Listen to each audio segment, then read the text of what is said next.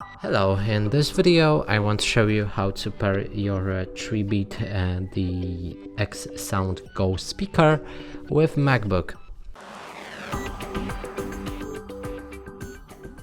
And to do this, first let's power on the speaker by holding the power key right here.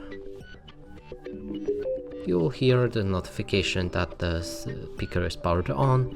Next thing is to enter the pairing mode, hold the Bluetooth key for a few seconds until you hear a beep sound. Now it's the time to move on to our MacBook and open a Bluetooth settings. Now in nearby devices you should see Tribit XSound Go, click on Connect. And here we just connected our speaker with this MacBook. And that's it for this video. Hope you like it. Please consider subscribing to our channel, leave a like and a comment below.